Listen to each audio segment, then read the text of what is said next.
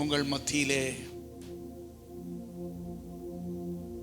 ரெண்டு காரியம் இருக்கிறது. முதலாவது காரியம் என்னவென்று சொன்னால், சத்தியத்தை அறிந்து விடுதலையாவது ஒன்று. இரண்டாவது காரியம் என்னவென்று சொன்னால், குமாரனாக நான் இறங்கி நான் உங்களை விடுதலை செய்தால், இயேசு வெளிப்பட்டு குமாரனாக இறங்கி விடுதலை. சத்தியத்தை அறிவீர்கள், சத்தியம் உங்களை விடுதலையாக்கும். ஆமென். குமாரன் உங்களை விடுதலை செய்தால் மெய்யா. இது ரெண்டு காரியம் சபையில் நடக்கும். சத்தியத்தை நாங்கள் சொல்லுகின்றோம், அந்த வேளையிலே சத்தியம் ஜனங்களை விடுதலை கொண்டு வருவது, அவர்கள் அதை அறியும் பொழுது. இரண்டாவது காரியம் என்னவென்று சொன்னால், ஒரு மனிதன் தேவ ஆவியினால் நிறையப்பட்டு உங்கள் மத்தியிலே இறங்கி வந்து உங்களை விடுதலை செய்வது, அது ஒரு மெய்யான விடுதலை. ஆமென். சில நேரத்தில் தேவன் அப்படி எப்படி பயன்படுத்துவார். ஆமென். நான் கர்த்தரை ஸ்தோத்திரிக்கிறேன். நம்ம 4 வருடங்களாக எங்களுடைய ஃபேஸ்புக்கில்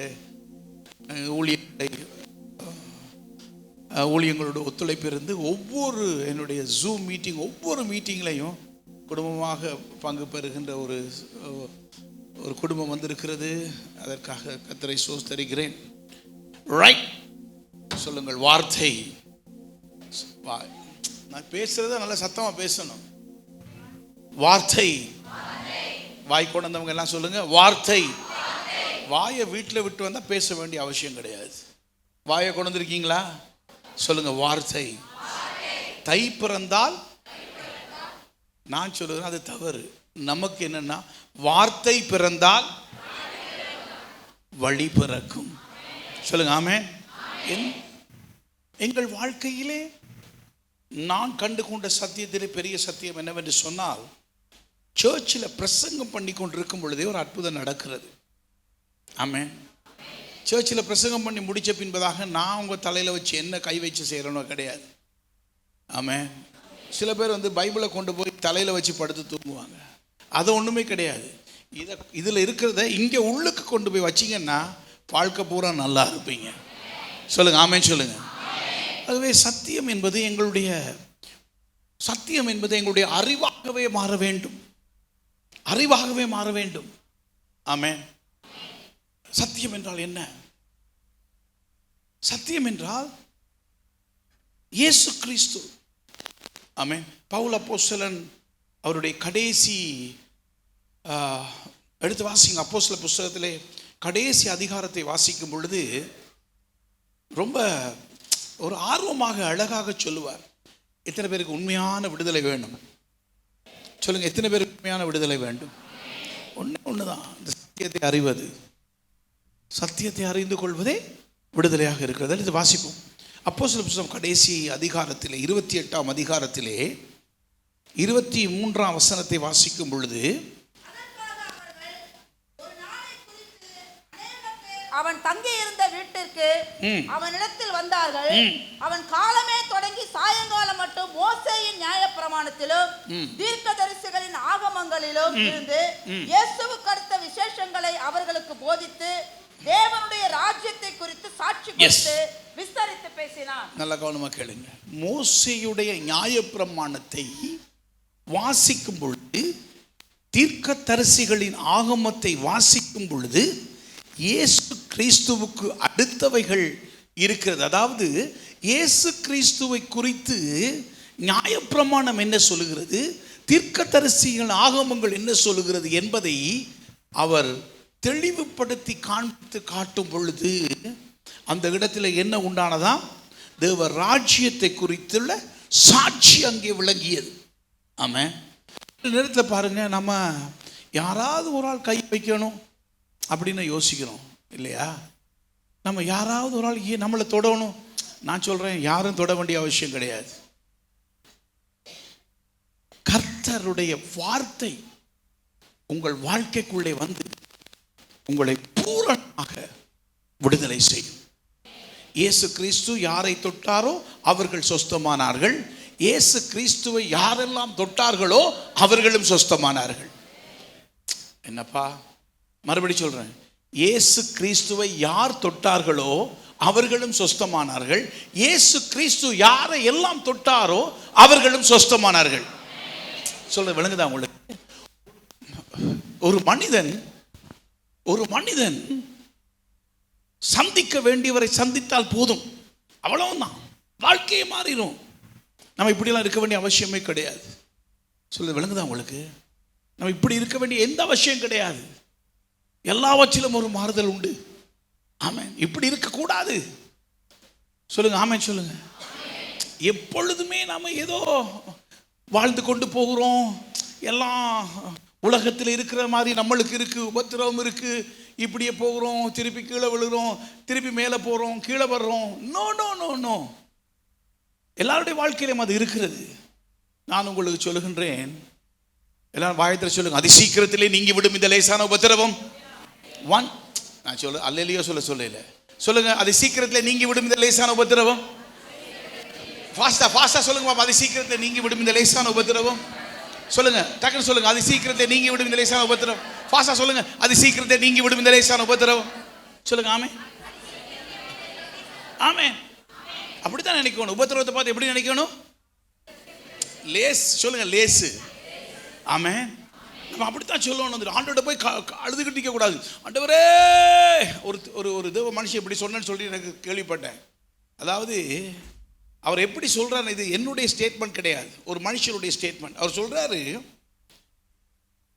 ஒரு நபர் எனக்கு இவ்வளவு பிரச்சனை, பெரிய பிரச்சனை இருக்கிறது தேவன்கிட்ட போய் சொல்லக்கூடாதான். இந்த பிரச்சனைகிட்ட போய் சொல்ல வேண்டுமாம், எனக்கு இவ்வளவு பெரிய தேவன் இருக்கிறார் என்று சொல்ல வேண்டுமா. நாம என்ன செய்யறோம்? ஆண்டவர்கிட்ட சொல்றோம், இன்னைக்கு இப்படி பிரச்சனை இருக்கு, இப்படி பிரச்சனை இருக்கு. No no no. பிரச்சனைகிட்ட போய் சொல்ல வேண்டுமாம். என்ன சொல்ல வேண்டுமா? எனக்கு இவ்வளவு பெரிய தேவன் இருக்கிறார். சொல்லுங்க ஆமென் சொல்லுங்க. விளங்கிச்சா உங்களுக்கு? நம்ம எப்பொழுதும் ஒரே மாதிரி வாழக்கூடாது. ஆமென். நம்ம வாழ்க்கையில் ஒரு வித்தியாசம் வர வேண்டும். என்றைக்கு வரும் தெரியுமா? இன்றைக்கு இந்த இரவு உங்களுக்கு ஒரு விடுதலையின் இரவாக இருக்கட்டும். நல்ல கைகளை தட்டி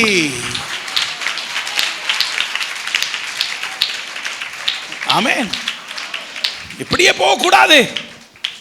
இப்படியே வாழ்ந்து போய்கிட்டு இருக்க கூடாது. எல்லாருக்கும் ஒரு வித்தியாசம். ஆமென் சொல்லுங்க. என்ன பிரயோசனம்? நமக்கு இருக்க பிரச்சனை தான் அவனுக்கு இருக்கு, அவனுக்கு உலகத்தில் இருக்க பிரச்சனை தான் நம்மளுக்கு இருக்கு. இது என்னப்பா வாழ்க்கை? வெறுத்து போகையில் சொல்லுங்க, வெறுத்து போகையில் அவங்களுக்கு கண்ணீர், நம்மளுக்கு கண்ணீர், அவனுக்கு வேதனை, நம்மளுக்கு வேதனை, அவனுக்கு மருந்து, நம்மளுக்கு மருந்து, அவனுக்கு பிரச்சனை, எனக்கு பிரச்சனை.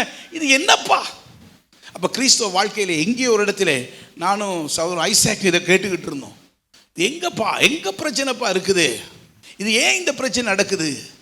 சில நேரத்தில் ஊழியக்காரர்களாகிய நாங்கள் சில உபத்திரவங்களை சந்திக்கின்றோம். கிறிஸ்துவின் சபையினுடைய பெருக்கத்தின் நிமித்தமாக எங்களுக்கு உபத்திரவம் வருகிறது.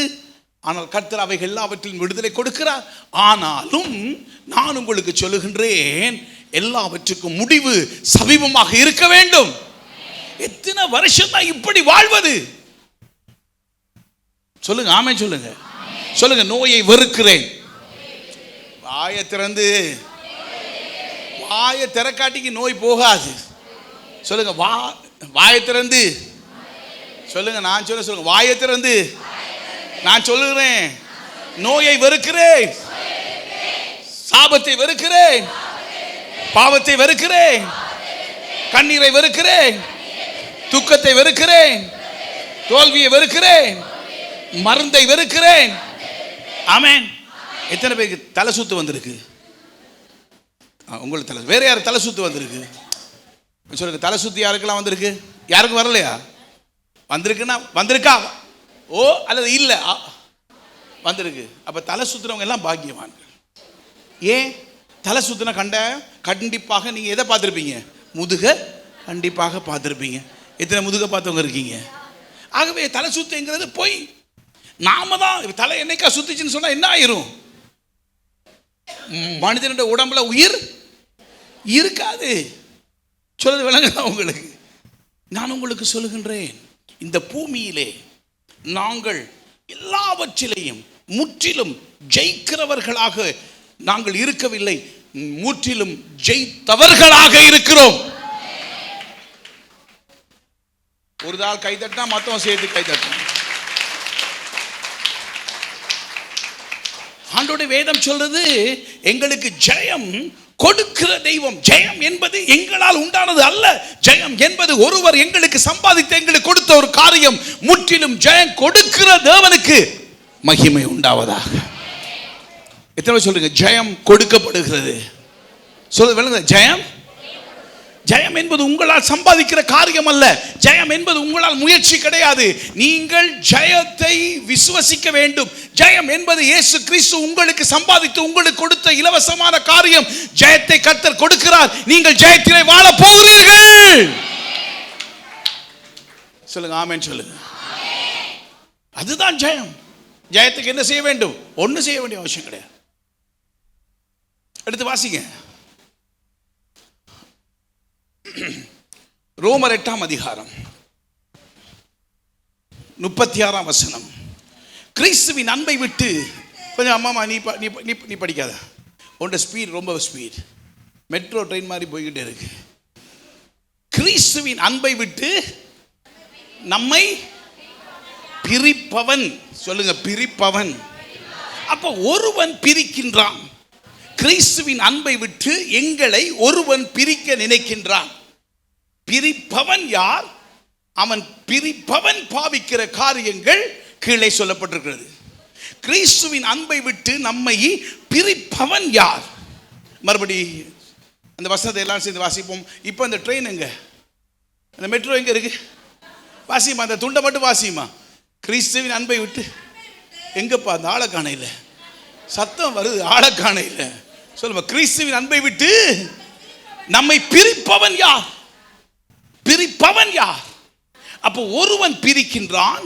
அவன் பிரிக்கின்ற காரியங்கள் என்ன? வாசிமா, இப்ப வாசி. உபத்திரவமோ, வியாகுலமோ, துன்பமோ, பசியோ, நிர்வாணமோ, நாசமோசமோ, பட்டயமோ, இவை எல்லாவற்றிலும் நாம் நம்மில் அன்பு கூறுறவரினாலே முற்றிலும் ஜெயம் கொள்ளுகிறவர்களாகவே இருக்கிறோம். சொல்லுங்க ஆமென், ஆமென். பக்கத்து ஆளை தட்டி சொல்லுங்க, ஜெயம் கொண்டவளாக இருக்கிறாய், ஜெயம் கொண்டவனாக இருக்கிறாய். ஹல்லேலூயா, ஹல்லேலூயா. யாராவது ஜெயம் எங்களுக்கு சொந்தம் என்று சொன்னால் நீங்க சொல்லுங்க, ஆமாப்பா ஏற்கனவே எனக்கு சொந்தமாக இருக்கிறது, தோல்வி எனக்கு சொந்தம் இல்லை. ஆமென். இந்த உலகத்திலே திடீரென்று சொல்லி மரணம் நடக்கிறது இல்லையா? திடீர்னு சுனாமி நடக்கிறது இல்லையா? அதற்கு விட ஸ்பீடாக நான் சொல்லுகிறேன், அதற்கு விட ஸ்பீடாக திடீர்னு நீங்க பணக்காரராக இருவீங்க. திடீர்னு நீங்க நல்லா இருப்பீங்க. வாயை திறந்து சத்தம் காணாது. திடீர்னு நீங்க சூப்பரா இருவீங்க. ஆமென் சொல்லுங்க, ஆமென் சொல்லுங்க. மரியாள் சும்மா வீட்டில் உட்கார்ந்து தேங்காய் திருவிக்கிட்டு இருந்தாங்க. சும்மா பேச்சுக்கு சொல்றேன். இருக்கும்பொழுது திடீர்னு தேவதூதன் வந்து சொன்னாங்க, வந்துட்டு மரியாளே நீ பாக்கியவதி. திடீரென்று நீங்கள் பாக்கியவதி ஆகி விடுவீர்கள். கைகளை தட்டி திடீரென்று நீங்கள் ஆசீர்வதிக்கப்படுவீர்கள்.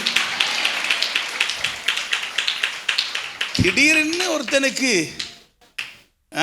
மரணம் வருமா இருந்தால் திடீர்னு ஒருத்தனுக்கு ஜீவன் வர முடியாதா? சொல்லுங்க ஆமென். சொல்றது விளங்குதா உங்களுக்கு? நீங்க இப்படி இருக்க கூடாது, இப்படி இருக்க போறது இல்லை. சொல்லுங்க ஆமென். வேதம் சொல்றது பாருங்கள், இவை எல்லாவற்றிலும் நாம் நம்மில் அன்பு கூறுறவரினாலே முற்றிலும் ஜெயம் கொள்ளுகிறவர்களாக இருக்கிறோம். ஜெயத்தை உடையவர்களாக இருக்கிறோம். நாங்கள் ஜெயத்தோடு சேர்ந்து இருக்கின்றோம். ஜெயம் எங்களோடு சேர்ந்து இருக்கிறது. தோல்வி எங்களோடு சேர்ந்து இருக்கவில்லை. துக்கம் எங்களோடு சேர்ந்து இருக்கவில்லை. கவலை எங்களோடு சேர்ந்து இருக்கவில்லை. நான் சொல்கிறேன், நீங்கள் ஜெயத்தோடு கூட சேர்ந்து இருக்கிறீர்கள். உங்களுக்கு ஜெயம் கொடுக்கிற தேவனுக்கு மகிமை உண்டாவதாக. கைகளை ஒழுங்காக தட்டி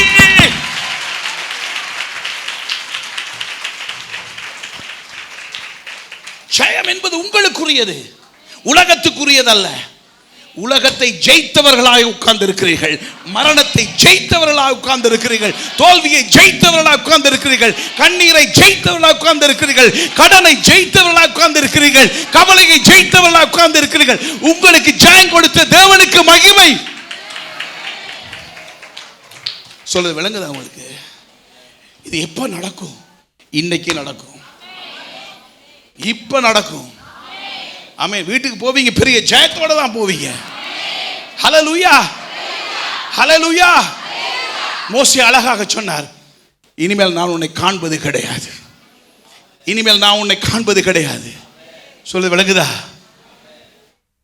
சொல்லுது விளங்குதா உங்களுக்கு? அப்படிதான் சொல்லணும். என்னை நீ இவ்வளவு காலமும் அடிமைத்தனத்தில் வைத்திருந்தாய், இனிமேல் நான் உன்னை காண்பது கிடையாது, ஏனென்றால் நான் ஜெயத்துக்குள்ளே பிரவேசித்து விட்டேன். ஆமென். எத்தனை காலம் இப்படி வாழ்வது? எத்தனை நாட்கள் தோல்வியிலே வாழ்வது? இவ்வளவு வார்த்தை இருக்கிறது, இன்னும் தோல்வி.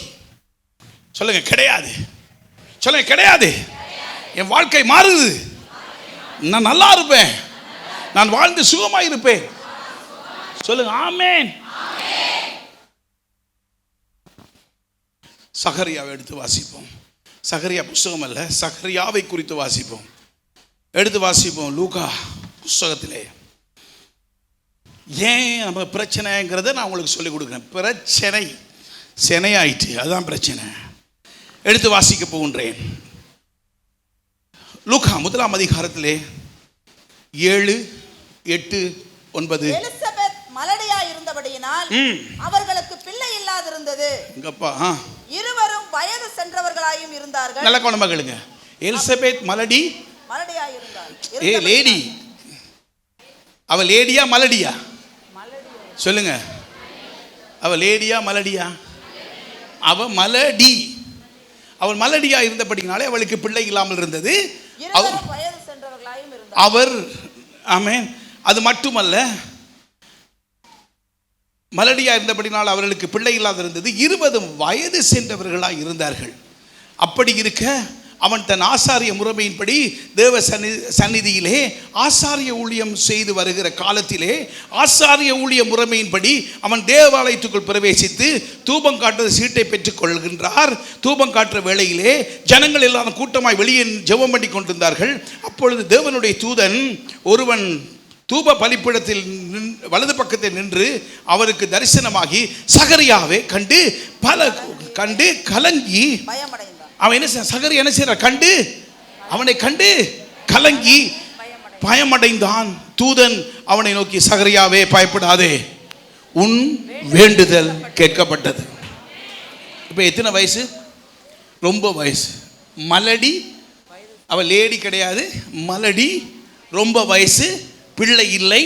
இப்பொழுது தேவதூதன் வந்து சந்திச்சு சொல்றான், வந்துட்டு சகரியா உன்னுடைய ஜெபம் கேட்கப்பட்டது.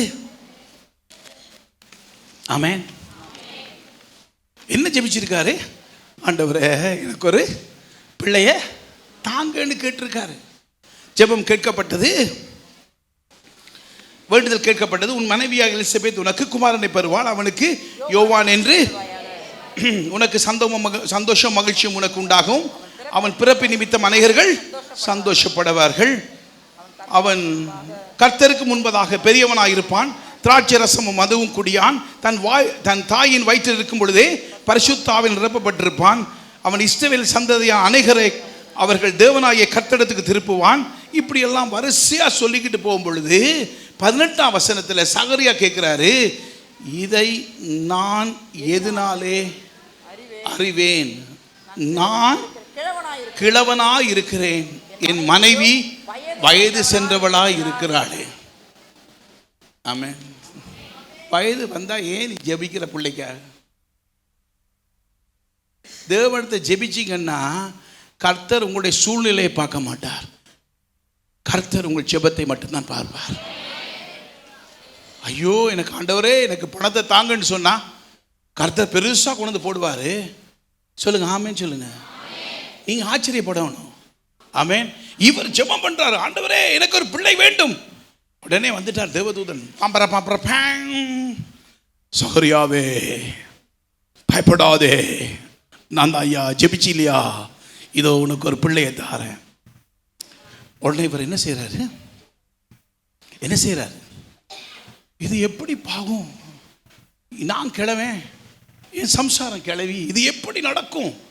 வந்துச்சே தேவதூதனுக்கு கோபம். என்ன சொன்னா தேவதூதன்?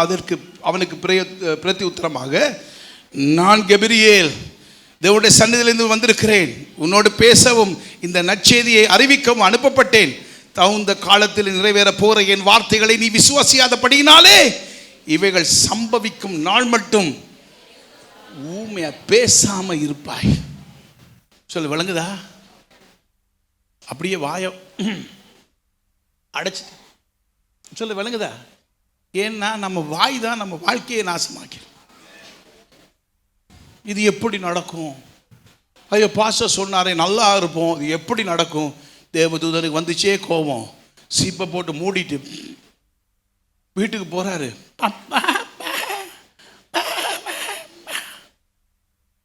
விளங்கிச்சா உங்களுக்கு? ஏன்னா வாயை திறந்து விட்டா பேசியே யோவானை அழிச்சு போட்டுருவார். அதனால கர்த்தர் தூதன் என்ன செஞ்சார்? வாயை மூட வச்சுட்டார். என்னைக்கும் வந்து சொல்லாதீங்க இது எப்படி நடக்கும், எனக்கு தெரியாது, நான் வயசு போயிட்டு, என் கணவனுக்கு வயசு போயிட்டு, எப்படி எனக்கு ஜெயம் வரும்? வாயை மூடிக்கிட்டு இருந்தீங்கன்னா ஜெயம் தானாக வரும். சொல்லுங்க, ஆமே சொல்லுங்க. இதை விட்டுட்டு நடக்கிறது எப்படி நடக்கும்? அது எப்படி நடக்கும்? என் கையில் காசு இல்லையே, எப்படி காரு வாங்குறது? எப்படி எப்படி எப்படின்னு கேட்காதீங்க. மனிதனாலே கூடாத காரியம் எல்லாம் தேவனாலே கூடும். அப்படி பேசுங்க, அப்படி பேசுங்க. சொல்லுங்க, ஆமேன்னு சொல்லுங்க. நாம ஏன் இப்படி பேசணும்? நாமே வார்த்தைகளை பேசக்கூடாது. நாமே நம்ம பட்ட ஜெபத்தை பேசக்கூடாது. ஜெபிச்சிட்டீங்களா? ஆண்டவரே எனக்கு காசு தாங்க அப்படி நீங்கள் ஜெபிச்சிட்டீங்க. அதுக்கப்புறம் என்ன பண்ணீங்க? எப்படி நீங்கள் பேசணும் வீட்டில்? எனக்கு காசு கிடைச்சிட்டு கடன் எல்லாத்தையும் நான் அடைச்சிட்டேன், நான் இப்போ பணக்காரியாக இருக்கிறேன், அப்படி தானே பேசணும். இதை விட்டு ஜெபிச்சுட்டு ஆண்டவரே எங்களுக்கு காசு தாங்க, ஆண்டவரே கண்டு வீட்டில் அந்த பிள்ளை வந்து சாக்லேட் ஒன்று வாங்கி கேட்டாங்க. இது எனக்கே காசு இல்லை, உனக்கு என்னத்துக்கு? எங்கள் அம்மா வீட்டில் இருந்தால் நான் நல்லா இருந்திருப்பேன். போங்க அம்மா வீட்டுக்கு. சொல்லி விளங்குதா? நம்ம வாயாலே நம்ம வாழ்க்கையை என்ன செய்கிறோம்? அழிச்சு போட்டுறோம். விளங்கிச்சா உங்களுக்கு? ஜெபிச்சிங்கன்னா ஜெபத்துக்கு சப்போர்ட்டாக பேசுங்க. ஜெபிச்சிட்டிங்கன்னா ஜெபத்துக்கு சார்பாக பேசுங்க. சொல்றது விளங்குதா உங்களுக்கு? ஐயோ எனக்கு நடக்குது இல்லையே. நடக்கும். எப்படி நடக்கும்? நன்மைக்கு எதுவாக நடக்கும். ஏன் அப்படி சொல்றேன்? கர்த்தருடைய வேதம் சொல்றது, பொல்லாப்பு எனக்கு நேரிடாது, வாதை என் கூடாரத்தை அணுக முடியாது, எனக்கு நடப்பது எல்லாம் நன்மைக்கு எதுவாகவே இருக்கிறது. ஆமென் சொல்லுங்க. நடக்கும்மா, வெற்றி பெறுவீங்க. ஆமென். என்ன கூட்டம்? வெற்றியின் கூட்டம். இப்பதான் அதை குறித்து யோசிக்கிறேன். உங்களுக்கு ஜெயம் சொந்தம். நீங்கள் ஜெயிக்கிறவர்களாகவே இருக்கிறீர்கள். இங்க இருக்க ஒருத்தர் தானும் தோல்விக்கு சொந்தக்காரர் கிடையாது. எல்லாம் ஜெயம் ஜெயம் ஜெயம் ஜெயம் ஜெயம் ஜெயம் ஜெயம் ஜெயம் ஜெயம் ஜெயம். ஆமென். தோற்று போக கூடாது. நமக்குள்ள ஒரு பொக்கிஷத்தை சுமந்து செல்லுகின்றோம். அந்த பொக்கிஷத்தை நிமித்தமாக நாங்கள் எப்பொழுதுமே வெற்றி சிறக்க வேண்டும். இவை எல்லாவற்றிலும் நாம் நம்மில் அன்பு கூறுறவர்களாலே முற்றிலும் ஜெயிக்கிறவர்களாகவே இருக்கிறோம். ஆமே. என்னைக்காவது தோற்று போவீங்களா? நோ. தோல்விக்கு உங்களுக்கு எந்த சம்பந்தமும் இல்லவே இல்லை. சொல்லுங்க, ஆமென் சொல்லுங்க. ஆமென் சொல்லுங்க. 1 பேதுரு 2:24 சொல்லுகிறது. இந்த ஃபேமஸ் வேர்டில் 2 வேர்டு இருக்கு. அந்த 2 வேர்டை நான் சொல்றேன். 1 பேதுரு 2:24 சொல்லுகிறது. வாசிங்க. நாம் பாவத்துக்கு செத்து நீதிக்கு பிழைத்திருக்கும்படி அவர் தாமே தமது சரீரத்திலே நம்முடைய பாவங்களை சிலுவையின் மேல் சுமந்தார். அவருடைய தழும்புகளினால் நாங்கள் சுகமானோம். இப்ப நாம எப்படி சொல்லுவோம்? வந்துட்டு சுகமானோம்னு சொல்ற நாங்க எப்படி சொல்லுவோம்? என்னைக்காவது அப்படி சிந்திச்சிருக்கோமா? நம்மளுக்கு நோய்க்கும் சம்பந்தம் இல்லை. நாங்கள் சுகமானவர்களே, சுகமானீர்கள். சொல்லுங்க, நான் சுகமானேன். சொல்லுங்க, நான் சுகமானேன். நான் ஏற்கனவே சுகமாகி விட்டேன். சொல்லுங்க, ஆமென் சொல்லுங்க. சுகம் என்பது எனக்கு இனிமேல் வரப்போறது கிடையாது. 2000 வருடங்களுக்கு முன்பதாக இயேசு கிறிஸ்து மரத்திலே தூக்கி கொள்ளப்பட்ட பொழுது நான் சுகமானேன். எத்தனை பேர் ஆமென் சொல்ல போறீங்க? நீங்க எல்லாரும் நோய் என்றால் நீங்க சொல்லணும், நான் சுகமானேன். சொல்லுங்க, ஆமென் சொல்லுங்க. நோயை நம்ம வெறுக்கணும், ஏன்னா நம்ம சுகமானோம். சொல்லுங்க, நான் சுகமானேன். சுகமாவேன் அல்ல, சுகமானேன். சொல்லுங்க, திருப்பி அந்த வசனத்தை கீழ்த்துண்ட மட்டும் வாசிப்போம். அவருடைய தழும்புகளினால் குணமா, குணமா, குணமாவீர்களா, குணமா நீர்களா? சொல்லுங்க, குணமானேன். வாயத்துல சொல்லுங்க, குணமானேன். ஆமென். எல்லாம் கொஞ்சம் நல்ல சக்தியா சொல்லுங்க, குணமானேன். ஆமென், குணமானேன். இந்த பையன் சொல்லுங்க, நல்ல கையை தூக்கி சொல்லுங்க, எல்லாம் சொல்லுங்க, குணமானேன், குணமானேன், குணமானேன். மத்த கையை வச்சு குணமானேன், குணமானேன். 2 கை வச்சு குணமானேன், குணமானேன், குணமானேன், குணமானேன். சொல்லுங்க, ஆமென் சொல்லுங்க. அப்படித்தான் சொல்லணும். சொல்லுங்க, அல்லேலூயா, ஆமென். குணமானேன், குணமானேன். மறுபடியும் சொல்லுங்க, குணமானேன், குணமானேன், குணமானேன். உங்களோட அநேகருடைய நோய் குணமாகிட்டு. கைகளை தட்டி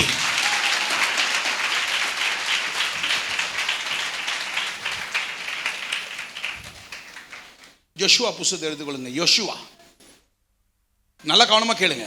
எங்கேயோ ஆண்டவர் கொண்டு போறார். குணமானேன். சொல்லுங்க, குணமானேன்.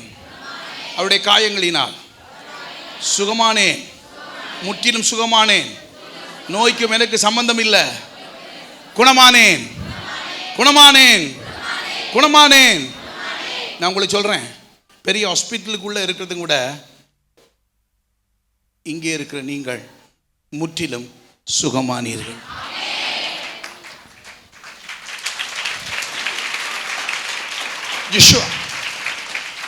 யோசுவாவின் புஸ்தகம் 1 அதிகாரம் 3 வசனம். சொல்லுங்க, வாசி. யோசுவா 1:3 வாசிமா. நான் மோசேக்கு சொன்னபடி உங்கள் காலடி மிதிக்கும் எவ்விடத்தையும் உங்களுக்கு நான் கொடுத்தேனா, கொடுப்பேனா? கொடுத்தேனா, கொடுப்பேனா? தேனா, பேனா? பேனா, தேனா? கொடு, தேன். தேன். சொல்லுங்க, தேன். பேன் கிடையாது, தேன். கொடுப்பேன் கிடையாது, கொடுத்தேன். ஆமென். இனிமேல் தான் கால் வைக்க போறீர்கள். அவைகள் எல்லாம் கர்த்தர் ஏற்கனவே உங்களுக்கு கொடுத்து வைத்திருக்கிறார். உங்களுக்கு ஜெயம் கொடுத்த தேவனுக்கு மகிமை உண்டாவதாக. சொல்லுங்க, ஆமென். இனிமேல் தான் கை வைக்க போறோமா? இனிமேல் தான் கால் வைக்க போற, இனிமேல் தான் ஜெப செய்ய போற. ஏற்கனவே அவைகள் எல்லாம் உங்களுக்கு ஜெயமாகவே இருக்கிறது. அப்படியே சொல்லுங்க, அவருடைய காயங்களினால்.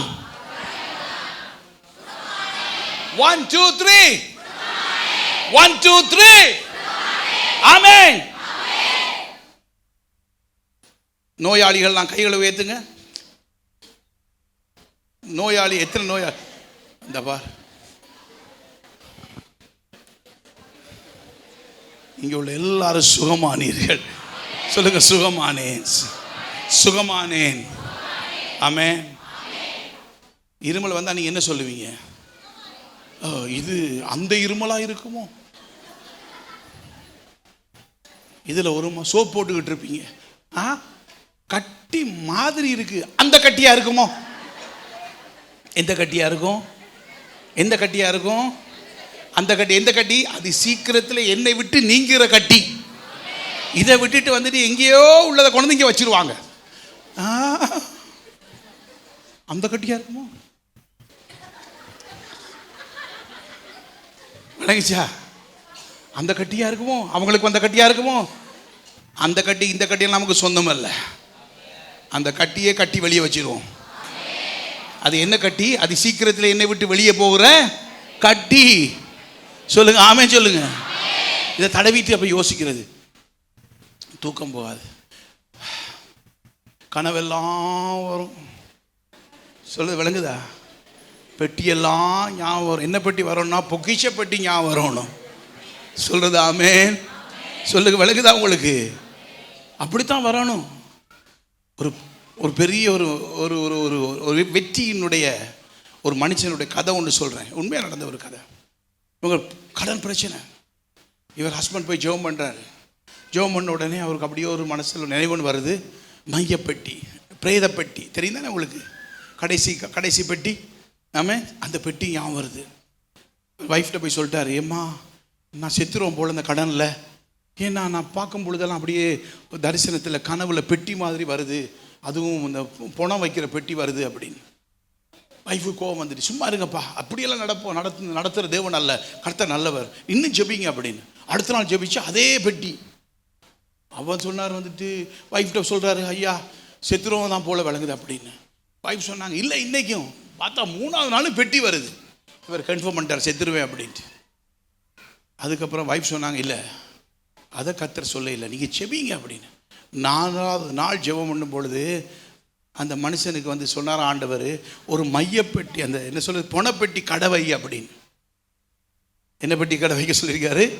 பொணப்பெட்டி கடையை வச்சு 3ஆவது மாதம் அந்த பக்கத்தில் இருந்த ஒரு பெரிய ஒரு எம்பி மெம்பர் ஆஃப் பார்லிமெண்ட் எம்பியோட மனைவி செத்து போயிட்டாங்க. இந்த மனுஷன் பதறி தூரி ஓடி வந்து இந்த ஆள்கிட்ட சொல்லியிருக்காரு, எப்பா என் பொண்டாட்டி செத்துட்டா, நீ பெஸ்ட்டான ஒரு பெரிய ஒரு அந்த ஃபியூனரல், அந்த என்ன சொல்கிறது, அந்த பணத்தை கொண்டு போகிறதுக்கு ஒரு பெஸ்ட்டான ஒரு அலங்காரமாக செய், எவ்வளவு காசு வேணாலும் தாரான்ருக்கார். உடனே இவர், அப்பா இவருக்கு பெரிய சந்தோஷம், மழைன்னு அங்கே வாங்கி குதிரையெல்லாம் எடுத்து முன்னுக்கு போட்டு கிடக்குன்னு சொல்லிட்டு வந்துட்டு பணத்தை கொண்டு அடக்கிட்டு வந்து சொன்னாராம். அந்த எம்பி வந்து சொன்னாராம், அட சூப்பர் பிரமாதமாக பண்ணியிருக்க, இப்படியெல்லாம் ஒரு கூட பண்ண இல்லை, நீ அவ்வளோ நல்லா பண்ணிட்ட, சூப்பராக இருந்துச்சு. எவ்வளோன்னு? 2 லட்ச ரூபான்னு இருக்காரு. இன்னையா 2 லட்சம், இந்த 10 லட்ச ரூபா அப்படின்னு கையில் கொடுத்துருக்காரு. ஆமென் சொல்லுங்க. அதனால இங்கே உள்ளவங்களாம் பொணப்பட்டி வியாபாரம் பண்ணுங்கன்னு சொல்ல இல்லை. நான் சொல்றேன், நீங்க சாகிறதுக்கு கர்த்தர் கனவு கொடுக்க மாட்டார், நீங்கள் வாழ்வதற்கு கர்த்தர் கனவு கொடுப்பார். சொல்லுங்க ஆமென். சாகிற கனவெல்லாம் வந்தா தூக்கி அப்படி சைட்ல தூக்கி போட்டுருங்க. வாழ்ற கனவு வந்தா அதை சிந்திங்க. ஏன்னா நீங்கள் பாதி பேரெல்லாம், மற்ற மீதி பேர்லாம் என்ன நீங்க எல்லாம் சொல்லுங்க, நாங்கள் எல்லோரும் 1 2 3 சொல்லுங்க. சொல்லுங்க, குணமானோம். சொல்ல விளங்குதா உங்களுக்கு? யோசிக்க கூடாது, இது எப்போ நடக்கும், எப்படி நடக்கும். நான் சொல்றேன், இன்னையிலிருந்து உங்க வாழ்க்கையில பெரிய வித்தியாசம் உண்டாகட்டும். சொல்லுங்க ஆமென் சொல்லுங்க. குணமானீர்கள். ஆமென். இனிமேல் தான் கால் வைக்க போறீர்கள். அவைகள் எல்லாம் உங்களுக்கு சொந்தமா இருக்குது. அடுத்த வசனத்தை வாசிச்சு பார்க்கும் பொழுது, நான் மோசேக்கு சொன்னபடி உங்கள் காலடி வைக்கும் இவ்விடத்தையும் நான் உங்களுக்கு கொடுத்தேன். சொல்லுங்க, எனக்கு நிறைய கொடுக்கப்பட்டிருக்குது. சொல்லுங்க, எனக்கு நிறைய கொடுக்கப்பட்டிருக்குது. ஹலோ, வாயத்திர சொல்லுங்க, எனக்கு நிறைய கொடுக்கப்பட்டிருக்கு. நான் எல்லாவற்றையும் சுதந்தரித்துக் கொள்வேன். சொல்லுங்க, எல்லாவற்றையும் சுதந்தரித்துக் கொள்வேன். ஆமென் ஆமென் ஆமென். மட்டும் இவ்வளவு சத்தம் வருது, ஸ்ரீலங்கா வரல கேட்குது. ரைட். அப்ப நீங்க யாருமே நோயாளிகள் சொல்லுங்க. நான் இனிமேல் என்ன நோயாளி என்று சொல்ல மாட்டேன். சொல்லுங்க ஆமென். நோய் வந்தோன்னு என்ன சொல்லணும்? இதுக்கும் எனக்கு சம்பந்தமே இல்லை. சொல்லுங்க ஆமென். இதுக்கு எனக்கும், அது செத்து போயிடுச்சு. ஆமென். அது முந்தி எனக்கு சொந்தமாக தான் இருந்துச்சு, இப்போ அது எனக்கு சொந்தம் இல்லை. ஏன்னா நோய் என் வாழ்க்கையிலே செத்து போச்சு. சொல்லுங்க, செத்து போச்சு. சொல்லுங்க ஆமென். அடுத்தது பார்ப்போம். 2 கொரிந்தியர் புஸ்தகத்திலே 8ஆம் அதிகாரத்திலே 9ஆம் வசனம். வயசானா சாவிங்கன்றதுலாம் ஒண்ணுமே கிடையாது. 2 கொரிந்தியர் 8:9. சரியா வாசிக்கிறேன். நில்லுமா, மற்றவன் எடுக்கட்டம்மா. வந்துட்டு 2 கொரிந்தியர் 8:9 ஐயப்பா, நம்முடைய கர்த்தராகிய இயேசு கிறிஸ்துவின் கிருபையை அறிந்திருக்கிறீர்களே. நல்லா கவனமா கேளுங்க, எல்லாரும் என்னைய பாருங்க. நம்முடைய கர்த்தராகிய இயேசு கிறிஸ்துவின் கிருபையை அறிந்திருக்கிறீர்களே. அறிந்திருக்கிறீர்களே, என்னத்தை அறிந்திருக்கிறீங்க? கிருபை அறிந்திருக்கிறீங்க. அது என்ன கிருபை சொல்லுங்க, வாசிங்க. என்ன சொல்லப்பட்டிருக்கு? அவர் ஐஸ்வர்யம் உள்ளவராக இருந்தும் நீங்கள் அவருடைய தரித்திரத்தினாலே ஐஸ்வர்யவான்கள் ஆகும்படி. சொல்லுங்க, ஆகும்படி. சொல்லுங்க, ஆகும்படி. எல்லாம் சத்தமா சொல்லுங்க, ஆகும்படி. சாகும்படி. சொல்லுங்க, ஆகும்படி, சாகும்படி. சாகும்படி. பாஸ்டர் நீங்க என்ன சொன்னாலும் சொல்லுங்க, ஆகும்படி, வாழும்படி, ஆகும்படி. சாகும்படினா நீங்க சாகும்படி சொல்லிட்டு இருந்தா அப்பே சொல்றீங்க. சொல்லுங்க, ஆகும்படி. சொல்லுங்க, ஆகும்படி. என்ன ஆகும்படி? என்ன ஆகும்படி? என்ன ஆகும்படி? என்ன ஆகும்படி? பணக்காரர்கள் ஆகும்படி. சொல்லுங்க, பணக்காரர்கள் ஆகும்படி. சொல்லுங்க, வாயத்திர சொல்லுங்க, பணக்காரர்கள் ஆகும்படி. வாயத்திர சொல்லுங்க, பணக்காரர்கள் ஆகும்படி. சொல்லுங்க, பணக்காரர்கள் ஆகும்படி. சொல்லுங்க, பணக்காரர்கள் ஆகும்படி. ஆமென். என் நிமித்தமாக சொல்லுங்க, என் நிமித்தமாக இயேசு கிறிஸ்து சிலுவையிலே தரித்திரமானார். அவரும் தரித்திரம் ஆயிட்டாரு, நீங்களும் தரித்திரா இருந்தா என்ன லாபம்? அவர் உங்கள் நிமித்தம். சொல்லுங்க, அவர் இயேசு என் நிமித்தம் தரித்திரமானார். அவர் தரித்திரமாகும் பொழுது அவருடைய செல்வத்தை எனக்கு கொடுத்தார்.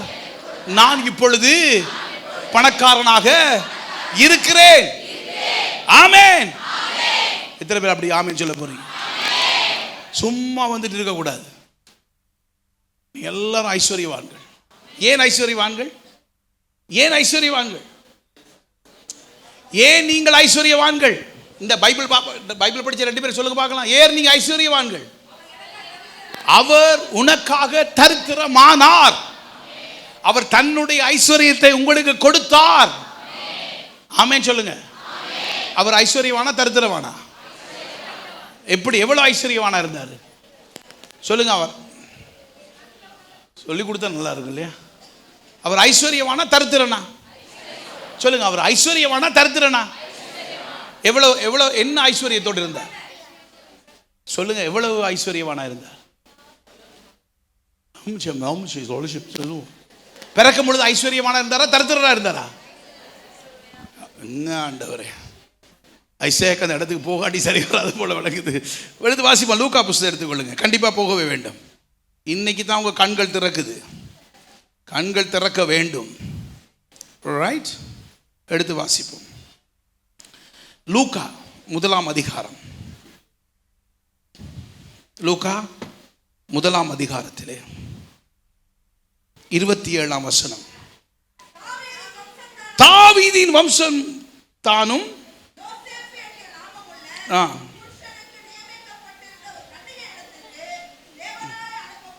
சரி, நல்லா கவனமா கேளுங்க. தாவீதின் வம்சம். அடுத்து சொல்ல, தாவீதின் வம்சமும் குடும்பத்தான் ஒன்று வருது இல்லையா? மத்தேயுல வருது அது. ஆமே, பாரு, தாவீதின் வம்சத்தானும். யாரு தாவீது? யாரு தாவீது? யாரு? ராஜாவா பிச்சைக்காரனா? தாவீதின் வம்சத்தானும். ஆமென். யோசேப்பு எப்படிப்பட்டவர்? ராஜவம்சம். சொல்லுங்க, ராஜவம்சம். சொல்லுங்க, ராஜவம்சம். ஆமென், ஹல்லேலூயா. இங்கே கர்த்தருடைய வேதம் எங்களுக்கு சொல்லுகிறது தாவீதின் வம்சத்தானும். அப்ப இவர் யார்? தாவீது என்பவர் யார்? தாவீது என்பவர் யார்? ராஜா. அப்ப வந்து யோசேப் எந்த வம்சம்? ராஜவம்சம். பிச்சைக்கார வம்சம் கிடையாது. ஆமென். பிச்சைக்கார வம்சமா ராஜவம்சமா? அப்ப இயேசுவை பெற்றெடுத்த தாயினுடைய புருஷன். ஆமென். What is it? Where's the scripture? இயேசுவை பெற்றெடுத்த அந்த தாயினுடைய கணவன் யோசேப் சாதாரண நபர் அல்ல. 3:31 லூக் 3:31 லூக் 3ஆம் அதிகாரம் 31ஆம் வசனத்தை வாசிங்க.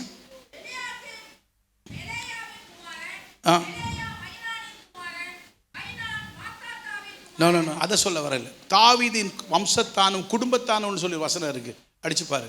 இஸ் த ஃபேமிலி ஆஃப் டேவிட்னு வரும். ஆமென். யோசேப் தாவீதின் வம்சத்தானும் குடும்பத்தானும் ஒரு இடத்துல வரும். ஆமென். சாதாரண ஒரு காரியம் கிடையாது. யார் யோசேப்? யாருன்னா ராஜவம்சம் மட்டும் கிடையாது, ராஜவம்சம் மட்டுமல்ல, அவர் தாவீதினுடைய குடும்பத்தானும் என்று அவருடைய வேதத்திலே நாங்கள் பார்க்கிறோம். ஆமென். அப்ப நம்ம இங்க என்னத்தை யோசிக்கிறோம்னு சொன்னா, தாவீதினுடைய வம்சத்துல, ராஜ வம்சத்துல தான் இயேசு கிறிஸ்து ஒப்பு கொடுக்கப்பட்டார். அப்ப யோசேப் வந்துட்டு ஒண்ணுமே இல்லை என்கிறது கிடையாது. யோசேப்புக்கு ஒண்ணுமே கிடையாது அப்படி என்ற 2 நாளா அங்க கொண்டு போயிட்டாங்களா? ஓகே, 2 நாளை வாசிமா. ஓகே. அப்பொழுது யோசேப்பு அவன் தாவீதின் வம்சத்தானும் குடும்பத்தான். நல்லா கவனமா கேளுங்க. தாவீதின் வம்சமும் தாவீதின் குடும்பமும். சொல்றது விளங்குதா? சொல்றது எத்தனை பேருக்கு விளங்குது? தாவீதின் வம்சம், தாவீதின் குடும்பம். பிச்சைக்கார வம்சமா? இல்ல. யோசேப் எப்படிப்பட்டவர் சொல்லுங்க? ராஜவம்சம்.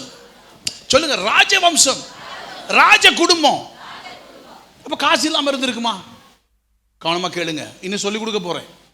கவனமா கேளுங்க. இயேசு கிறிஸ்து எப்படிப்பட்டார், எப்படி பிறந்தார், எங்க பிறந்தார், ஏன் பிறந்தார், எல்லாவற்றையும் சொல்லிக் கொடுத்தா தான் உங்களுக்கு தெரியும். அப்பதான் இந்த ஐஸ்வர்யத்தை நீங்க நம்புவீங்க. அப்ப இவர் ஒரு தாவீதின், யோசேப்பு தாவீதின் வம்சத்தானும் குடும்பத்தானுமா இருந்தபடியினாலே, அப்ப தாவீதின் வம்சமும் தாவீதின் குடும்பம் டைரக்டாக சொல்ல விளங்குச்சா உங்களுக்கு? அப்படிப்பட்ட ஒரு வம்சத்துல தான் வந்து, ராஜ வம்சத்துல தான் இயேசு கிறிஸ்து கொடுக்கப்பட்டார். ஓகேயா? இப்ப கொடுக்கப்பட்ட பொழுது லூக்கா புஸ்தகத்துக்கு மறுபடி வருவோம், வாசிப்போம். வம்சத்தால் நியமிக்கப்பட்ட கர்ப்பவதியான மரியாளுடனே குடிமதிப்பு எழுதும்படி கலிலேயாவில் உள்ள நாட்டில் உள்ள நசரேத்தூரிலிருந்து யூதா நாட்டில் உள்ள பெத்லகேம் என்னும் தாவீதின் ஊருக்கு போனார். அவ்விடத்தில் அவர்கள் இருக்கையிலே அவர்களுக்கு பிரசவம் நேரிட்டது. எங்க இருக்கும் பிரசவம் நேரிட்டதா? சொல்லுங்க. பெத்லகேமில் இருக்கையிலே, வந்துகிட்டு இருக்கையில, பெத்லகேமிலே இருக்கையிலே அவர்களுக்கு பிரசவம் காலம் வந்தது. இப்ப பிரசவ காலம் வந்த உடனே என்ன? 7ஆம் வசனத்தை வாசிமா. அவள் தன் முதற் பேரான குமாரனை, நல்ல கவனமா கேளுங்க, முதற் பேரான குமாரனை பெற்று. மாட்டுக்கொட்டில் பெற்றாங்களா? இல்ல. எங்க பெற்றாங்க? பெத்லகேமிலே முதற் பேரான குமாரனை பெற்று. அடுத்து என்ன சொல்ல? பெற்று பெற்று பெற்று எடுத்து கொண்டு போய் சத்திரத்துக்கு போறாங்க. சத்திரத்துக்கு போனா என்ன நடக்குது? அங்கே இடம் இல்லை. சத்திரம்னா என்னன்னா வந்துட்டு நம்ம பார்க்குற சத்திரம் கிடையாது. ஹீப்ரூல சொல்லுகிறது, அரமிக்ல சொல்லுகிறது, கிரீக்ல சொல்றது இன், ரெஸ்ட் ஹவுஸ், காசு கொடுத்து தங்குற இடம். இப்ப இயேசுவை பெற்று சத்திரத்துக்கு கொண்டு போறாங்க. சத்திரத்தில் இடம் இல்லாததுனாலே இந்த முன்னணையிலே கொண்டு போய் கடத்துறாங்க. இந்த முன்னணை என்னவென்று சொன்னால், பலி ஆடுகள் வளர்க்கின்ற ஒரு இடம். நல்லா கவனமா கேளுங்க. பலி ஆடுகள் வளர்க்கின்ற ஒரு இடத்திலே கொண்டு வந்து கிடத்துறாங்க. இந்த பலி ஆடுகள் வளர்க்கிற இந்த இடத்திலே ஆடுகள், பலி ஆடுகள் பிறந்த உடனே இந்த முள்ளுல போய் சொருவிடக்கூடாதுங்கிறதுக்காக வேண்டி இந்த ஆட்டை வந்துட்டு துணியில சுத்தி ஒரு முன்னணையில கடத்தி வைப்பாங்க. ஏன்னா அது அப்படி ஆடி போய் விழுந்துடக்கூடாது, ஆடி போய் எங்கேயாவது போய் சொருகிடக்கூடாதுங்கிறதுக்காக வேண்டி இந்த ஆட்டை சுத்தி கொண்டு போய் அந்த பலி ஆடுகளை கவனமா வளர்ப்பாங்க. ஆமென். இப்ப பெத்லகேமிலே பிரசவ காலம் வந்தது. இவங்க ஒரு இடத்துல பெற்று, இன்னொரு 10 நிமிஷத்துல முடிச்சிருவேன். பிரசவ காலம் வந்தது. இவங்க ஒரு இடத்துல பிள்ளையை பெற்று எங்க போறாங்க? விடுதிக்கு போறாங்க அல்லது சத்திரத்துக்கு போறாங்க. அங்கே இடம் இல்லாததுனாலே பெற்று விடுதிக்கு போறாங்க. இடம் இல்லாததுனாலே அவங்க கொண்டு போய் துணியில சுற்றி முன்னணையில போய் கிடத்துறாங்க. பெற்றது ஒரு இடம், கொண்டு போய் வைக்க போனது இன்னொரு இடம். இப்பொழுது எங்கே இருக்காங்க? முன்னணையில் கொண்டு போய் வைக்கிறாங்க. நல்லா கவனமாக கேளுங்க. அவர் போய் மாட்டு தொழுவும் ஆட்டு தொழுது பெறையில் பலியாடுகள் வளர்க்குற இடத்துல பெற்றார்கள். வேதத்தை நம்ம வாசிக்கிறதே கிடையாது. நல்லா கவனமாக கேளுங்க. மறுபடியும் வசனத்தை மறுபடியும் வாசியமா. பெற்று கமா இருக்கா? பெற்றுன்னா அது முடிஞ்சது. கமா அடுத்தது அதுல கமா இருக்குதா? இருக்குது. அப்படின்னா நல்லா கவனமா கேளுங்க. பெற்றாங்க ஒரு இடத்துல, சத்திரத்துக்கு கொண்டு போனாங்க. அங்க வந்துட்டு கர்த்தர் அங்க அனுப்ப இல்லை, பிதா அனுப்ப இல்லை. இந்த ஆடுகள் வளர்க்குற இடத்துல, பலி ஆடுகள் வளர்க்குற இடத்துல சுத்தி வச்சாங்க. ஓகே, அப்ப எங்க பெற்றாங்க? தெரியாது. எங்க கொண்டு போனாங்க? சத்திரத்துல. காசு கொடுத்து வளர்க்குற இடம் இருக்கிற இடத்துல. அங்க போன இடம் கிடைக்க இல்லை. அப்புறம் எங்க கொண்டு போனாங்க சொல்லுங்க? முன்னணியில கொண்டே கிடத்தி வைக்காங்க இல்லையா? இப்ப அடுத்தது மூணாவது மத்தேயு புத்தகத்தை எடுத்துக்கொள்ளுங்க. மத்தேயு புத்தகத்தை எடுத்துக்கொள்ளுங்க. இதெல்லாம் நம்ம பார்க்கணும். அப்பதான் வந்துட்டு அவருடைய ஐஸ்வர்யத்தை குறித்து உங்களுக்கு தெரிய வேண்டி வரும். வாசிப்போம். மத்தேயு புத்தகத்திலே 2ஆம் அதிகாரத்திலே 10ஆம் வசனத்தை வாசிப்போம். அம்மா அம்மா அம்மா அம்மா அம்மா அம்மா உனக்கு ஃபாஸ்ட்டாக வாசிக்க தெரியும், நீ வாசிக்காதம்மா. கொஞ்சம் இடத்த கொடு, மற்றவங்க எடுக்கட்டும். நில்லுமா எடுக்கட்டும். மத்தேயு 2ஆம் அதிகாரத்திலே 10ஆம் வசனம். கொஞ்சம் டைம் கொடுத்து வாசிமா. ரைட். அவர்கள் ஆமாம் இந்த நட்சத்திரத்தை கண்ட பொழுது, ஆமாம் இப்போ வந்துட்டு பாருங்க, இந்த இவங்க வராங்க. பொன் தூபம் வெள்ளை புலத்தை தூக்கிக்கிட்டு 3 பேர் இல்லை, நிறைய பேர் வராங்க. எத்தனை பேர் சொல்லப்படவில்லை. 2க்கு மேற்பட்ட ஜனங்கள் இந்த ராஜாவை தேடி வருகிறார்கள். என்னத்தை கொண்டு வராங்க? பொன் தூபம் வெள்ளை போலம். இவங்க எங்க கொண்டு வந்து கொடுக்குறாங்க? வாசிமா இப்ப வாசி. இப்ப எங்க வாசிமா இப்ப வாசி. அவர்கள் அந்த வீட்டுக்கு போறாங்க. நல்லா கவனமா கேளுங்க. பிள்ளையை எங்கேயோ பெற்றாங்க. பெத்லஹேமில் இருக்கும் பொழுது பிரசவ காலம் வருகிறது. பிள்ளையை பெற்றாங்க. 2வது சத்திரத்துக்கு கொண்டு போறாங்க. அங்கே இடம் இல்லாதனாலே முன்னணியிலே கொண்டு போய் கிடத்துறார்கள். இப்பொழுது அவர்கள் எங்கே இருக்கிறார்கள் என்றால் வீட்டில் இருக்கிறார்கள். மறுபடியும் 2 வசனத்தை வாசியமா. மெல்ல அழகா மெல்லமா வாசியமா. அவர்கள் அந்த நட்சத்திரத்தை கண்ட பொழுது மிகுந்த சந்தோஷம் அடைந்தார்கள். அவர்கள் அந்த வீட்டுக்குள் பிரவேசித்து பிள்ளையையும் அதன் தாயாகிய மரியாளையும் கண்டு சாஷ்டாங்கமாய் விழுந்து பணிந்து கொண்டு அவள் தங்கள் பொக்கிஷங்களை துறந்து பொன்னையும் ஆமென் அதற்கு காணிக்கையாக கொடுத்தாங்க. இப்போ வந்துட்டு அந்த ஞானிகள் வந்தது மாட்டு தொழுத்துல இல்லை. எங்கே வந்துச்சு? நட்சத்திர மாட்டு தொழுத்துல இல்லை. நம்மளையெல்லாம் ஏமாற்றிட்டாங்க. விளங்கிச்சா? பெத்லஹேமிலே ஒரு இடத்திலே பிள்ளையை பெற்றார்கள். சத்திரத்துக்கு கொண்டு போனார்கள். அங்கே இடம் இல்லாதனாலே அவர்கள் முன்னணியிலே கிடத்தினார்கள். இப்பொழுது இவர்கள் வீட்டுக்கு போயிட்டாங்க. இப்ப நட்சத்திரம் எங்கே இருக்கு? பிள்ளை இருந்த மறுபடி வாசியுமா அந்த வசனத்தை வாசி. இப்ப எல்லாம் வந்து கொஞ்சம் குழப்பத்தோடு இருக்க வேணாம். வசனத்தை சொல்றதுக்கு பயப்பட வேணாம். இவ்வளோ காலம் நீங்க பார்த்துருக்கலாம். நான் இப்ப மறுபடியும் வித்தியாசமா பார்க்கணும். என்ன சொல்லப்பட்டிருக்கு? அவர்கள் அந்த வீட்டுக்குள். சொல்லுங்க, அவர்கள் எங்கே? அந்த. அப்ப யோசேப் இன்னொரு வீடு எடுத்துட்டு போயிட்டாரா? போயிட்டாரு. இப்ப வீட்டில் கிட்ட வரையில தான் அந்த நட்சத்திரம் வருது. விளங்குச்சா? இப்ப இயேசு கிறிஸ்து பிறந்த இடத்துல மாடும் கிடையாது, ஆடும் கிடையாது, ஒன்றும் கிடையாது. எங்க பெற்றாருன்னு சொல்லவும் இல்லை. முன்னணியிலே கிடத்தினார்கள். மாட்டு தொழுத்து ஆட்டு தொழுத்து இல்லை, முன்னணியில். அப்படி என்று சொன்னால் பலியாடுகள் வளர்க்கிற இடத்திலே அவங்க வளர்த்தி வைத்தார்கள். அந்த நேரத்திலே பலியாடை வளர்க்கிற அந்த மேய்ப்பர்கள் எல்லாரும் ஆட்டை தூக்கிட்டு வெளியே கொண்டு போயிட்டாங்க. ஆடெல்லாம் போயிடுச்சு, ஆடெல்லாம் தப்பு வைக்கப்பட்டுச்சு. இந்த இயேசு கிறிஸ்து பலியாடாக அங்கே அவர் கிடத்தப்பட்டார்.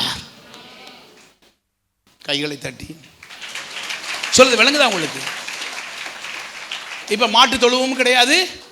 அங்க ஒரு தூதன் எங்கே நின்னான்? மெய்ப்பர்களோடு கூடத்தான் தூதன் இருந்தான். அந்த தூதன்லாம் மெய்ப்பனோடு இருந்துட்டு பரலோகம் போயிட்டாங்க. இப்ப மாட்டு தொழுத்தில் தூதனும் கிடையாது, நட்சத்திரமும் கிடையாது. சொல்லுது விளங்குதா? அவர் ஏழையும் கிடையாது. ராஜ வம்சத்தில் இப்படித்தான் சொல்ல வேண்டும். ராஜ வம்சத்தில் இயேசு கிறிஸ்து பிறந்தார். அவர் பிறக்கும் பொழுது அவரை பெற்றெடுத்து சத்திரத்துக்கு கொண்டு போனார் யோசேப்பு. அங்கே இடம் இல்லாதனாலே பலியாடுகள் வளர்க்கப்படுற இடத்திலே சுத்தப்பட்டு அங்கே அவர் இருந்தார். பின்பதாக இயேசு கிறிஸ்து தன் தாய் தகப்பனோடு வீட்டுக்கு போனார். வீட்டுக்கு போன பொழுது ஞானிகள் அவருக்கு பொன்னை கொண்டு வந்து கொடுத்தார்கள். பொக்கிஷத்தை திறந்து கூகுளில் போய் தம்பி வந்து பாஸ்டர் மகனை சர்ச் பண்ணி பார்க்க சொன்னா பார்ப்பான். உங்களுக்கு தெரியுமா அந்த பொன் தூபத்தை குறித்து? பொன் அந்த எல்லாம் அந்த இருக்கே, அதனுடைய பெருமதி எல்லாம் நீங்க பார்த்தீங்கன்னா எத்தனையோ ஆயிரம் கணக்கான டாலர். சும்மா கிடையாது. பொக்கிஷத்தில் வந்துட்டு பொக்கிஷத்தில் பொண்ணை கொடுத்தா எவ்வளோ கொடுத்துருப்பாங்க? 100 ரூபாய்க்கா கொடுத்துருப்பாங்க? இயேசு கிறிஸ்துவை வளர்ப்பதற்கு, தன் குமாரனை வளர்ப்பதற்கு யோசேப்புக்கு அவர் பிதா வேண்டிய மட்டில் பணத்தை கொடுத்திருந்தார். பொண்ணை கொடுத்தா எதுக்கு பொண்ணை கொடுப்பாங்க? இவர் எகிப்துக்கு போகும்பொழுது அங்கே சந்தோஷமாய் வாழ்வதற்காக. சொல்ல விளங்குதா உங்களுக்கு? அப்ப இயேசு பிறக்கும் பொழுது ஏழையாய் பிறக்க இல்லை, மாட்டுத்தோளத்தில் பிறக்க இல்லை, பைபிளின் படி பிறக்க இல்லை. ஆனா நம்ம அப்படி கேட்கவும் இல்லை. சொல்றது விளங்குதா உங்களுக்கு? இயேசு கிறிஸ்து பிறக்கும் பொழுது ராஜ வம்சத்திலே, ஆமென், தாவீதுடைய குடும்பத்திலே யோசேப் என்ற ஆமென் ஒரு மேலான ஒரு மனிதனுக்கு அவர் கொடுக்கப்பட்டார். அப்போ நம்ம எல்லாம் யோசிக்கணும், ஏன் அப்போ இயேசு கிறிஸ்துவுக்கு வந்துட்டு ஏழைகள் கொடுக்கிற புறாவை கொடுத்தார்கள்னா? காணிக்கை கொடுக்கும் பொழுது அவர்கள் புறா குஞ்சை கொடுத்தாங்க. ஏன்னா இவருக்கு ஆடு கொடுக்க முடியாது. இவரே ஆடு, ஆட்டுக்கு இன்னொரு ஆடா கிடையாது. அதனால தான் புறா குஞ்சு கொடுக்கப்பட்டது. பணம் இல்லாதனால அல்ல, தேவனுடைய வழிநடத்தலினாலே கொடுக்கப்பட்டது. சொல்றது விளங்குதா? யோசேப் சாதாரண ஆள் கிடையாது. தேவன் யோசேப்பை தன் குமாரனை கொடுக்கும் பொழுது அந்த குமாரனை வளர்க்கிறதுக்கு பிதாவாகிய தேவன் எல்லா செல்வத்தையும் கொடுத்தார். ஆமென் சொல்லுங்க. அவர் ஊழியம் செய்யும் பொழுது வந்து அவருக்கு ஒரு கேஷியர் இருந்தார். இப்போ நான் இங்கே வந்திருக்கிறேன், இங்கே வந்துட்டு எவ்வளோ காணிக்கை தரீங்கன்னு சொல்லி கேஷியரை கொண்டு வர இல்லை, ட்ரெஷரரை கொண்டு வர இல்லை. ஆனால் இயேசு கிறிஸ்து போகிற இடமெல்லாம் பணப்பையை சுமந்து கொண்டு ஒருத்தர் போகிறார். லூக்கா 8ஆம் அதிகாரம் 2-3 வசனத்தை வாசிங்க. வாசி முடிப்போம், ப்ரே பண்ணுவோம். செழிப்பு உண்டாகட்டும். எடுத்து வாசிங்க. மெல்ல, நான் சொன்னானே கொஞ்சம் டைம் கொடுத்து வாசியம்மா.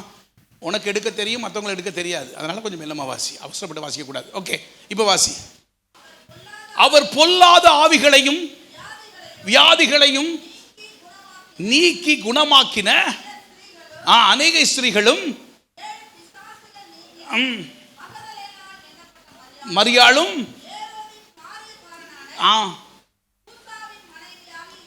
யோவனாவும் சூசனாலும் ஆஸ்திகளினால் அவருக்கு ஊழியம் செய்து கொண்டு வந்த இன்னும் அநேக ஸ்திரீகளும் அவரோடு கூட இருந்தார். எத்தனை பேர் இருந்தாங்களா? சொல்லுங்க, அநேக ஸ்திரீகள். எத்தனை? 5 பேரா 10 பேரா? அவங்க சொல்லுங்க. அவங்க என்ன வேலை? அவங்களுக்கு என்னது ஊழியம்? என்னது? இயேசு கிறிஸ்துவுக்கு பொருளாதாரத்தினாலே ஊழியம் செய்வது. ஆஸ்திகளினாலே, ஆஸ்தினா என்னது? சப்ஸ்டன்ஸ் சொல்லப்படுது இங்கிலீஷ்ல. பொருளாதாரத்தினாலே ஜீசஸுக்கு சப்போர்ட் பண்ற நிறைய பேர் இருந்தாங்க. கஷ்டப்பட்ட ஊழியத்தை செஞ்சாரா? இல்லை. மறுபடி வாசியம் அந்த வசனத்தை. கவனமா எல்லாரும் கேளுங்க, கவனமா கேளுங்க. யோவனாலும் சூசனாலும்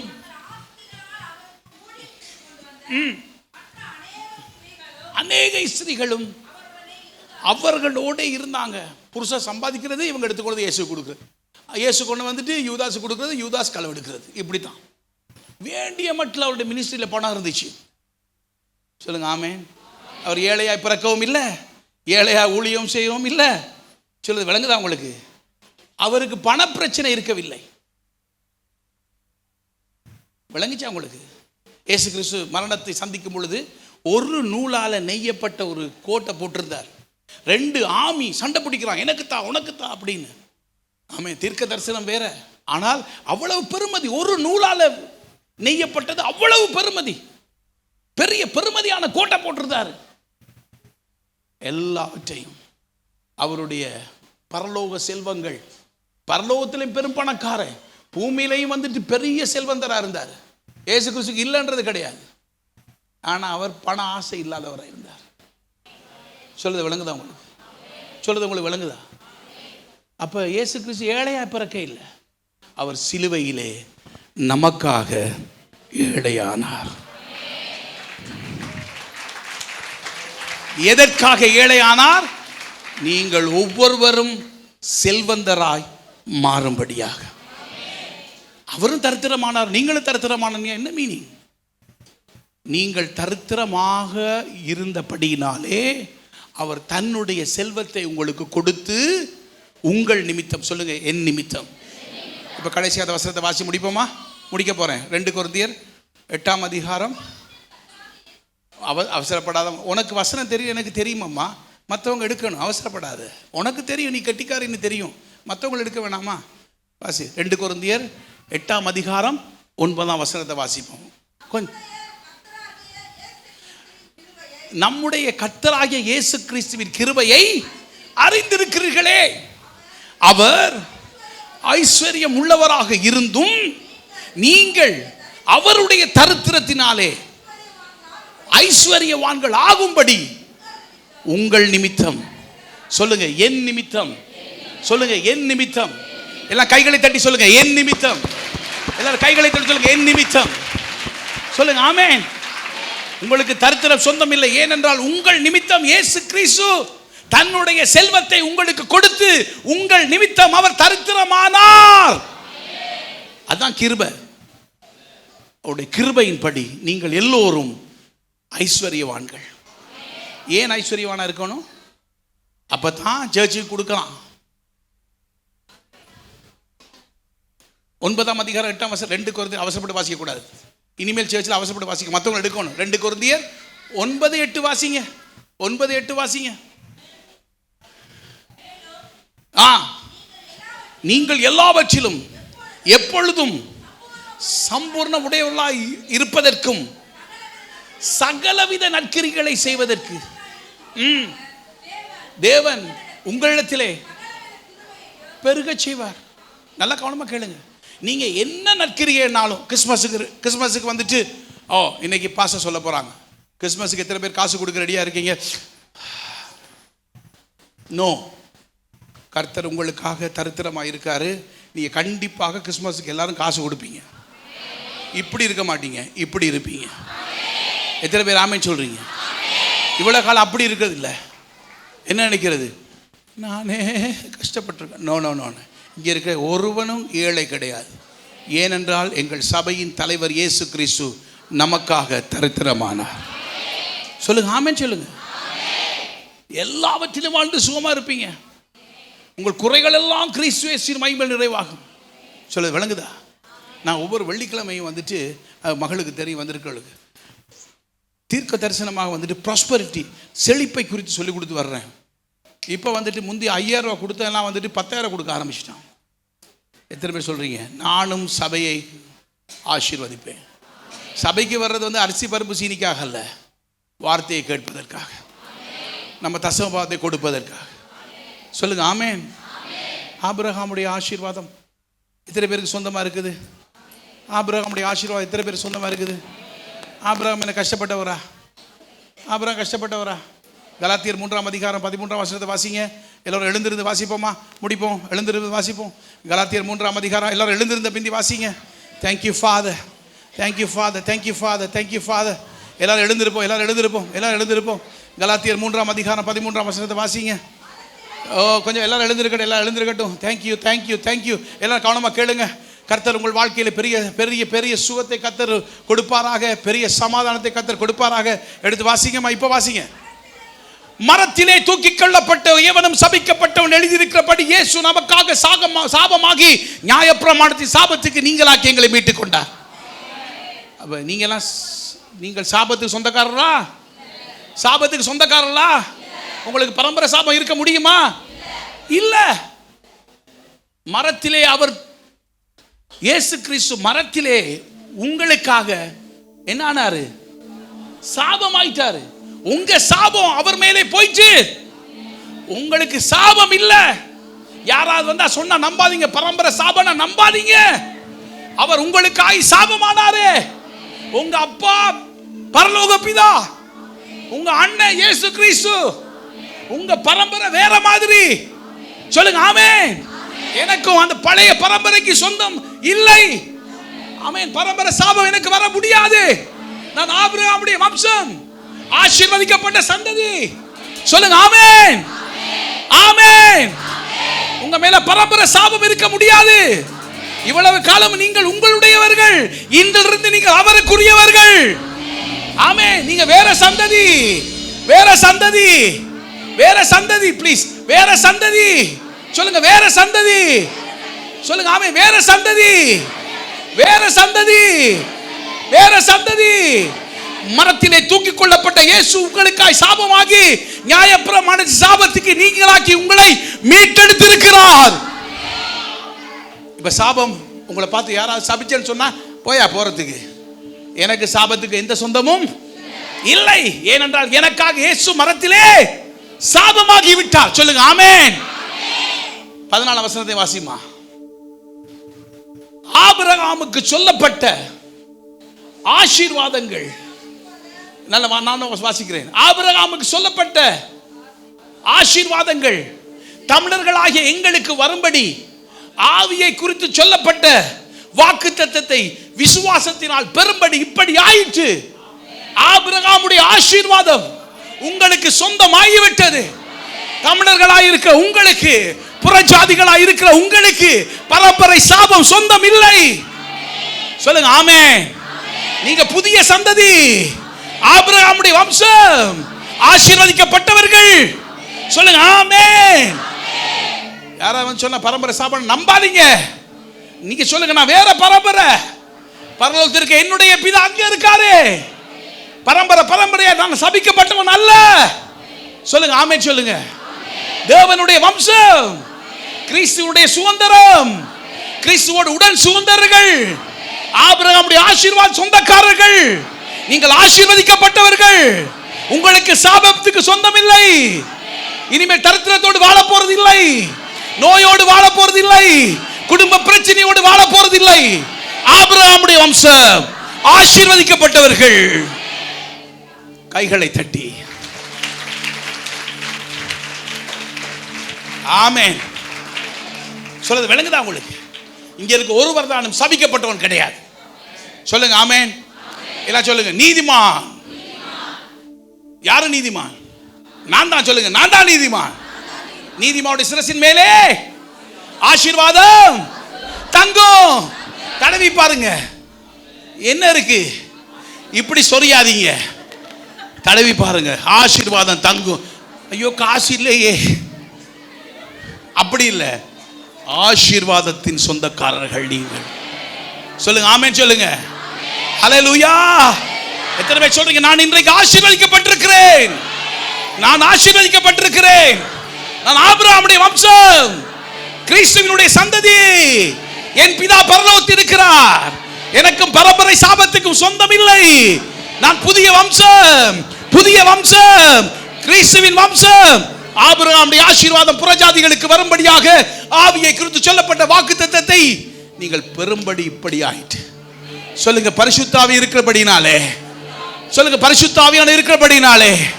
என் ஆவி வேற ஆவி, என் ஆவி வேற ஆவி. ஆபிரகாமுடைய ஆசீர்வாதம் எனக்கு சொந்தம். எல்லாரும் கைகளை தட்டி. இங்க இருக்க ஒருவரும் நோயாளி கிடையாது. இங்க இருக்க ஒருவருக்கு சாபம் கிடையாது. இங்க ஒருவருக்கும் பாவம் கிடையாது. நீங்க எல்லாரும் ஆபிரகாமுடைய வம்சம், ஆசீர்வதிக்கப்பட்ட சந்ததி, விடுதலை செய்யப்பட்டவர்கள். ஹல்லேலூயா. பனையை போல் செழிப்பீர்கள், கேதுரு போல வளர்வீர்கள், நீர்கால் ஓரமாய் இருப்பீர்கள், நித்தமும் கனி கொடுப்பீர்கள். நீங்க ஆபிரகாமுடைய வம்சம், ஆசீர்வதிக்கப்பட்ட சந்ததி, தேவனுடைய பிள்ளைகள். நீங்கள் வெற்றி பெற்றவர்கள், முற்றிலும் ஜெயம் உள்ளவர்கள், நீங்கள் நிறைவானவர்கள். உங்களுக்கு ஜெயம் கொடுத்த தேவனுக்கு மகிமை உண்டாவதாக.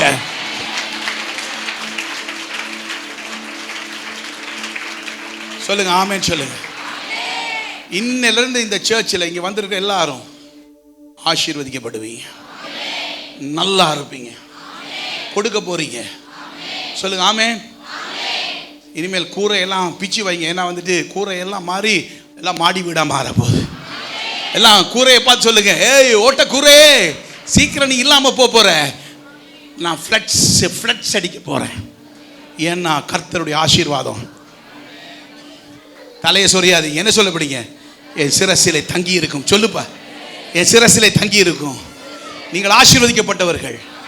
ஆமென். கிறிஸ்மஸுக்கு கை நீட்ட மாட்டீங்க, கிறிஸ்மஸுக்கு கொடுத்துக்கிட்டே இருப்பீங்க. ஹல்லேலூயா. உங்கள் பிள்ளைகளுடைய அப்பம் தண்ணீரும் ஆசீர்வதிக்கப்படும். பிள்ளைகளுடைய சமாதானம் பெரியதாக இருக்கும். கொடுப்பீர்கள். நீதிமானுடைய வீட்டிலே ஆசீர்வாதம். அவருடைய நீதிமான் உங்க வீட்டில் எல்லாருக்கும். ஆமென் சொல்லுங்க. தேவனுடைய ராஜ்யத்தை தேடுங்க, தேவனுடைய ராஜ்யத்தை தேடுங்க, தேவனுடைய ராஜ்யத்தை தேடுங்க. மற்றவெல்லாம் உங்களுக்கு கொட்டப்படும். சொல்லுங்க கொட்டப்படும். மடியிலே வந்து கொட்டுவார்கள். சொல்லுங்க கொட்டுவார்கள். ஆமென் சொல்லுங்க கொட்டுவார்கள். இந்த கொட்டு இல்லை, எந்த கொட்டு?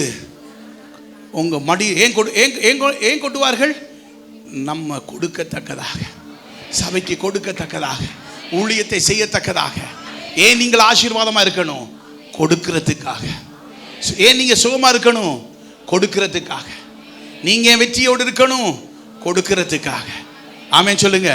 நான் இன்று முதல், சொல்லுங்க, நான் இன்று முதல் ஆயிரங்களுக்கு ஆசீர்வாதமா இருப்பேன். ஆமென் சொல்லுங்க. பிச்சைக்காரனை கண்டா ஓடி ஒழிய மாட்டீங்க. ஆமென். கடன்காரனை கண்டா ஓடி ஒழிய மாட்டீங்க. எல்லாத்தையும் கொடுத்து தீர்க்க போறீங்க. எல்லாத்தையும் கொடுத்து தீர்க்க போறீங்க. சொல்லுங்க ஆமென். நான் ஆபிரகாமுடைய வம்சம். கர்த்தருக்கு ஸ்தோத்திரம். இப்ப அடியம்மா, கர்த்தருக்கு ஸ்தோத்திரம்.